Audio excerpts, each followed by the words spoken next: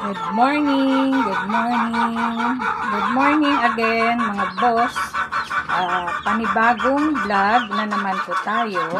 Kung nagustuhan nyo ang DIY ko doon sa paggawa ng electrolyte, salamat po. Bali, araw-araw po ako nagpapainom sa mga manok ko ng electrolytes kasi sa sobrang init ngayon. Tapos tanghali, fresh water sila. Saka sa hapon bago kumain at pagkatapos kumain. Ngayon naman dahil minsan maaga ang bulutong. So lalo na pag wala yung inahin, exposed na sila sa mga lamok. Kaya ginagawa ko, nagbibigay agad ako ng Pyristat. Ito siya. Ayan. Ito yung gamit ko, Pyristat. Gawa ng LDI. Ayan. So, yan yung ipapainom natin sa ating mga sisiw. Ito siya. Ayan. Bibigay natin siya sa mga sisiw natin para hindi sila magkabulutong kasi pag mga ganitong edad, prone yan sila sa di ba? Prone sila sa lamok, lalo wala yung nanay nila. Hindi na sila na tatakpan.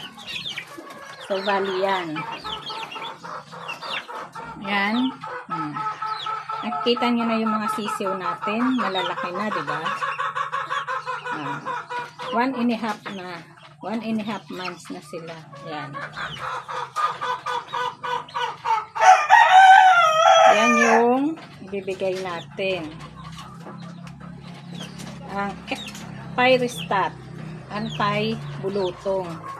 Kasi mahirap na pag magkasakit, di ba? So, at saka kailangan, payo ko lang mga boss, mga lodi, malinis na kapaligiran ang kailangan para yung mga lamok mawala sa lugar natin. Lalo na, malapit na yung tag-ulan. Diba?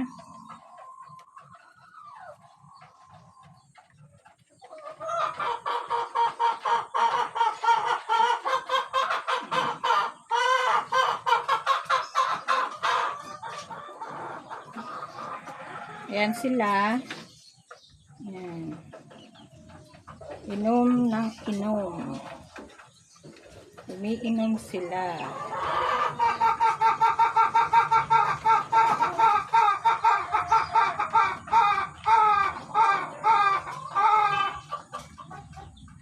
Malalaki na yung ating mga alaga. Ayan. Mga yellow leg.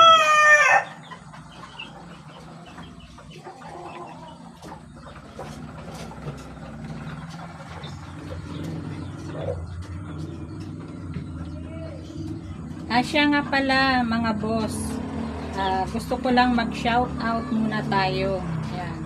Shout out kay Buson ng Mineral Maurin, Martin Gustilio, birthday niya ngayong araw, April 18. More birthday to come, maestro. Ito lang masasabi ko, mabuhay ka hanggang gusto mo. Birthday.